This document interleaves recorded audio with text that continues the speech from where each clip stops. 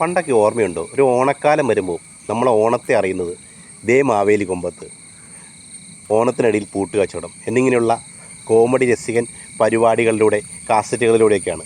ഓണത്തിന് തൊട്ട് മുമ്പേ തന്നെ ഈ കാസറ്റുകളിലൂടെയുള്ള മാവേലികളൊക്കെ നമ്മുടെ നാട്ടിലെത്തും. വളരെ രസമാണ്. എല്ലാം മിക്കവാറും വീടുകളിൽ നിന്നൊക്കെ ഈ ഓണ മാവേലിയുടെയൊക്കെ കോമഡികളൊക്കെ കേട്ട് വളരെ രസികൻ അനുഭവങ്ങൾ പലർക്കും ആ കാലഘട്ടത്തിലുണ്ടായിട്ടുണ്ട്. അതുപോലെ തന്നെ ഓണത്തിനൊക്കെ ഒട്ടേറെ ഓണഭക്തി ഗാനങ്ങൾ, ഓണപ്പാട്ടുകൾ നിറഞ്ഞു നിന്ന കാലമാണ് നമ്മുടെയൊക്കെ പഴയ ഓണക്കാലം.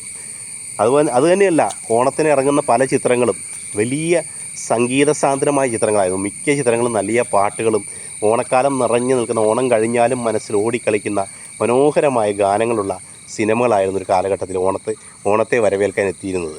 ഇപ്പോൾ ഓണം വരുന്നത് പോലും നമ്മൾ അറിയുന്നില്ല. ഓണത്തിന് ഓണപ്പാട്ടുകളില്ല, ഓണത്തിന് നല്ല കോമഡി കാസറ്റുകൾ ഇറങ്ങുന്നില്ല. തന്നെയുമല്ല, നല്ല പാട്ടുകളുള്ളൊരു സിനിമ പോലും തിയേറ്ററിൽ എത്തുന്നില്ല എന്നുള്ളതാണ് വാസ്തവം.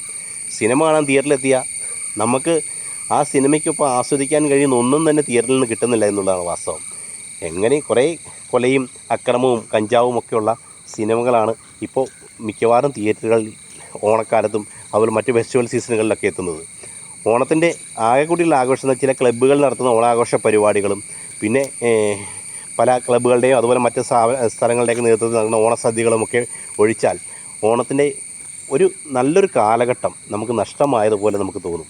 അത് ഒരർത്ഥത്തിൽ സത്യമാണ്. ഇനി മുന്നോട്ടുള്ള കാലഘട്ടത്തിൽ നമ്മുടെ സംസ്ഥാനത്ത് അന്യസംസ്ഥാന തൊഴിലാളികളും ഒക്കെ കൂടുതലായി വരും. മറ്റ് സംസ്ഥാനങ്ങളിൽ നിന്നൊക്കെ ആളുകൾ കൂടുതലായി വന്ന് ചേക്കേറുന്നതോടുകൂടി ഓണം തന്നെ നമുക്ക് നഷ്ടപ്പെട്ടു പോകുമോ എന്ന് ചിന്തിക്കേണ്ടിയിരിക്കുന്നു. കാരണം ഓണം ഇപ്പോൾ പ്രവാസികൾക്കിടയിൽ ഉള്ളതിൻ്റെ അത്രയും പോലും നമ്മുടെ നാട്ടിലില്ല എന്ന് തോന്നിപ്പിക്കുന്ന വിധമാണ് ഇപ്പോഴത്തെ ഓണക്കാലം നമുക്ക് മുന്നിൽ വന്നു പോയിക്കൊണ്ടിരിക്കുന്നത്.